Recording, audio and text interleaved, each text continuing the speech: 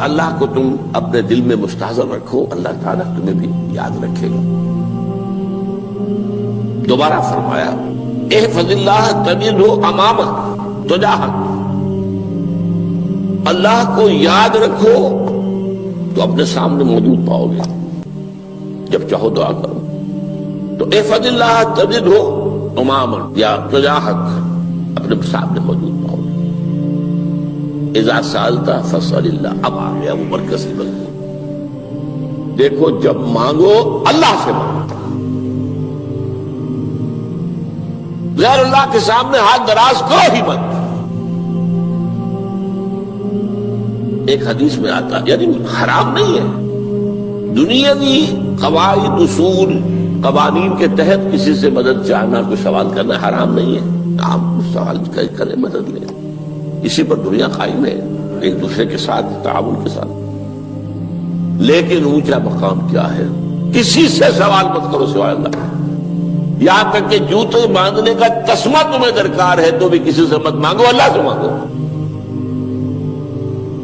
کیا پتہ اللہ کس کے دل میں ڈال دے اور وہ آ کے تمہیں تسمہ پیش کر دے۔ ہوتا ہے ایسا، مسافات ہوتا ہے، جو اللہ کے ساتھ لو لگا کر رکھنے والے ہیں ان کے تو ایسے واقعات ہوتے ہیں کہ دل میں ایک بات آئی اور اس کے بعد وہی بات جو ہے وہ کوئی شخص آ گیا اور اس نے وہ بات پوری کر دی، کیونکہ لوگوں کے دل جو ہے وہ تو اللہ کے دو انگلیوں کے مابین جو چاہتا پھیر دیتا ہے۔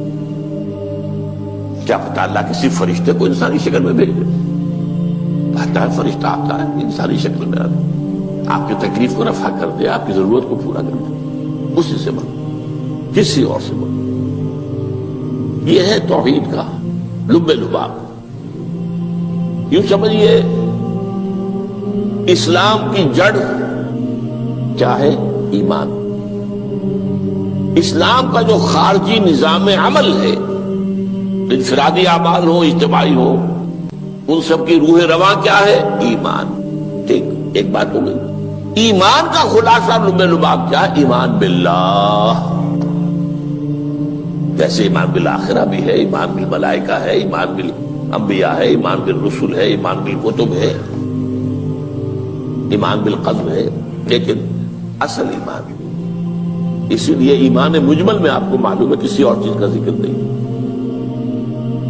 آمنت باللہ کما ہوا باسمائہ وصفاتہ وقبلت جمیع احکامہ اقرار باللسان وتصدیق بالقلب، یہ ایمان مجمل ہے۔ اجمالی طور پر ایمان اس کا نام ہے، ہاں مفصل تفصیلی طور پر آمنت باللہ وملائکتہ وکتبہ ورسلہ والیوم الآخر والقدر خیرہ وشرہ من اللہ تعالی۔ تو اسلام کی جڑ ایمان، اور اسلام کا سارا جو نظام عمل ہے، چاہے انفرادی اعمال ہو چاہے اجتماعی، ان سب کی روح رواں ایمان، اور ایمان کا خلاصہ ایمان باللہ۔ اور ایمان باللہ کا اصل حاصل وہ ہے جو اس حدیث میں آ رہا، اس کے دو ہیں تقاضے، عبادت صرف اسی کی، استعانت صرف اسی سے۔ اس لیے میں نے سورہ فاتحہ کا تذکرہ شروع میں کیا، یہ عبادت کا جوہر ہے، عبادت کا جو ہے یہ ایمان کا حاصل، عبادت صرف اس کی اور استعانت صرف اس سے۔ استعانت ہی میں سوال بھی آ گیا، یہ بھی مدد ہے، آپ کسی سے کچھ مدد مالی چاہ رہے ہیں یا کوئی اور مدد چاہتے ہیں، کسی کام میں مدد چاہتے ہیں، جیسے میں نے کہا تھا کہ سفارش کرانا چاہتے ہیں، یہ بھی مدد ہے۔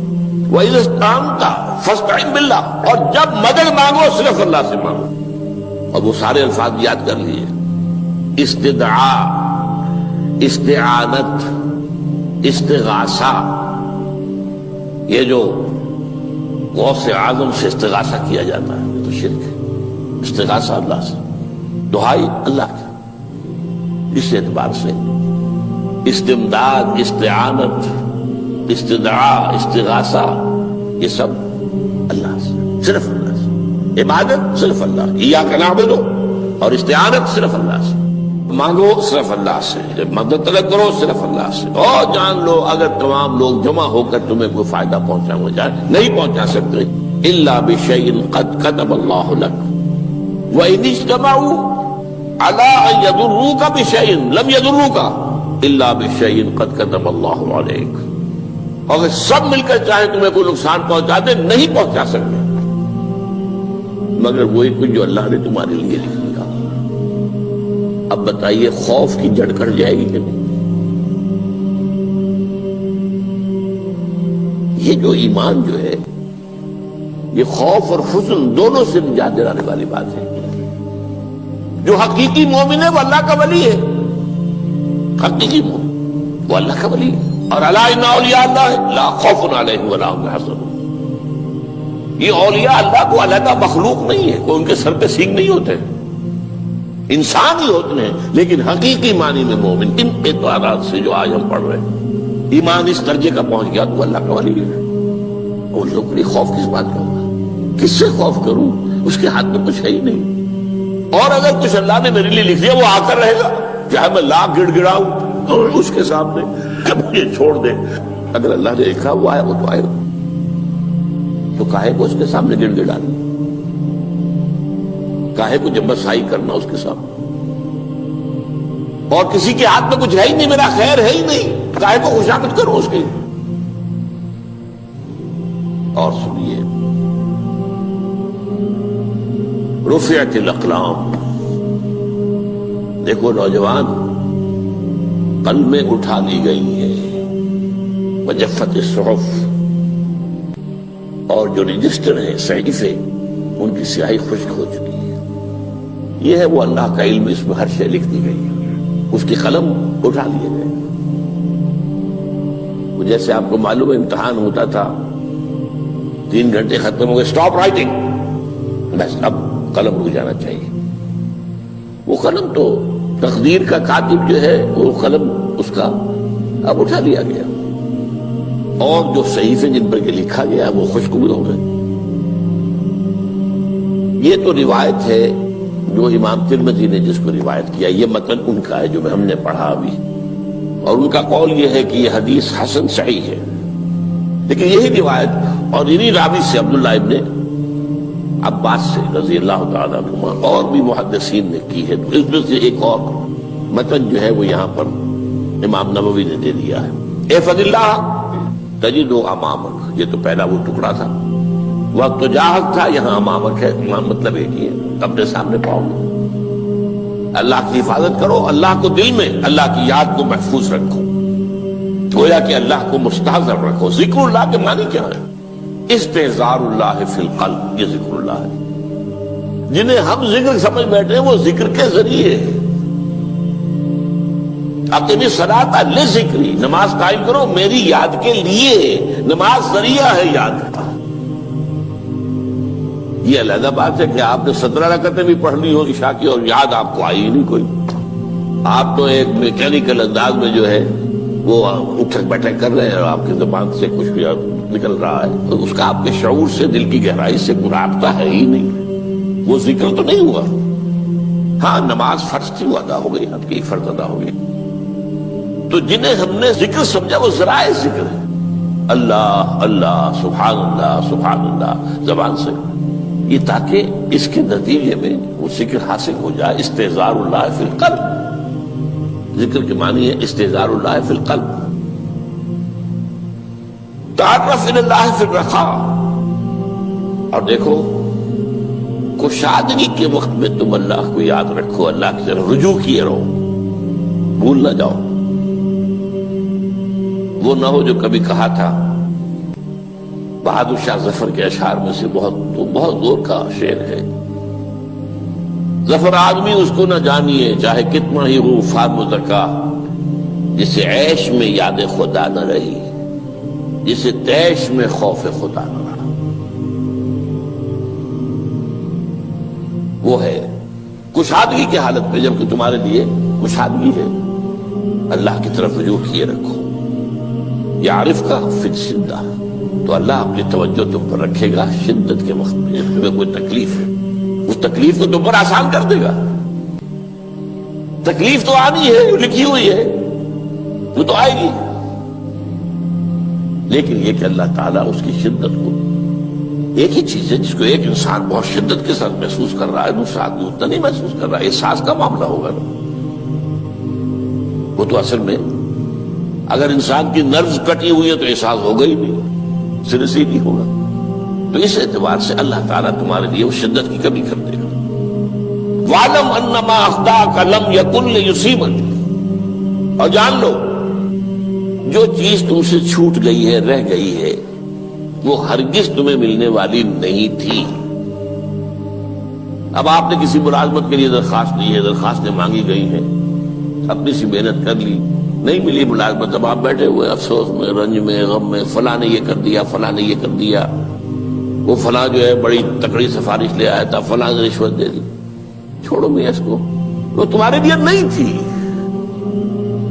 کاہے کو اپنے ذہن کے اندر یہ کھچڑی پکا رہے ہو بیٹھے ہوئے؟ خواہ آپ شاید سوء ظن میں بھی مبتلا ہو رہے ہو، کسی نے نہ رشوت دی اور آپ سمجھتے ہو کہ رشوت دی ہے اس نے. یہ ساری چیزیں جو ساری سیئات ان کی جڑ کٹ جائے گی.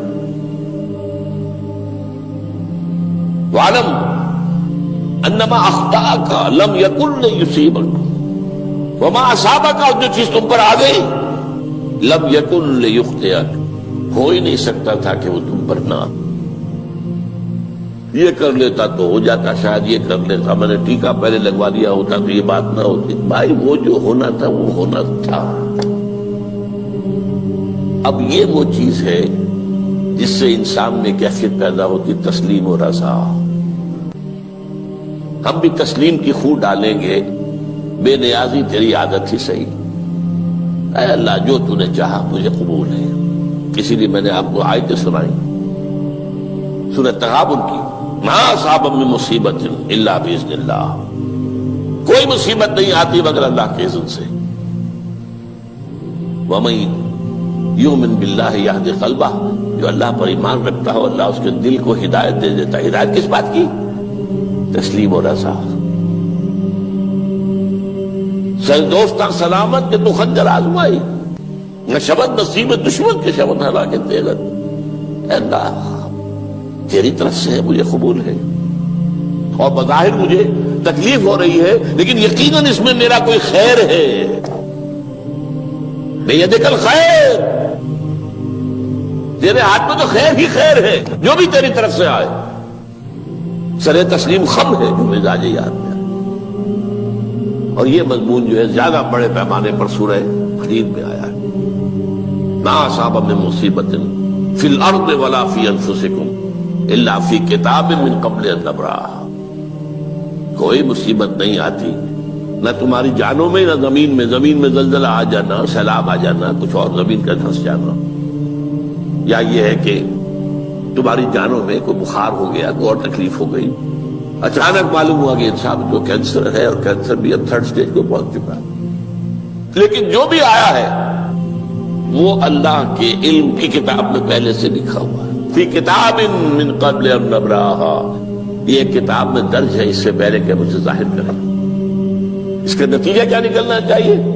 لیکن لا تأسوا علی ما فاتکم ولا تفرحوا بما آتاکم، افسوس نہ کیا کرو جو تم سے جاتا رہے، چھوٹ جائے. کوئی عزیز فوت ہو گیا، کوئی موقع ہاتھ سے نکل گیا، ارے بھائی میں چوک گیا، بڑا موقع تھا، اب اس پر افسوس کر رہے ہیں. نہیں، جو چیز لیکن لا تأسوا علی ما فاتک ولا تفرحوا بما آتاک، جو اللہ تمہیں دے دے اس پر اتراؤ مت. وما اصابک لم یکن لیخطئک واعلم ان النصر مع الصبر، اور جان لو اللہ کی مدد صبر کے ساتھ آتی ہے.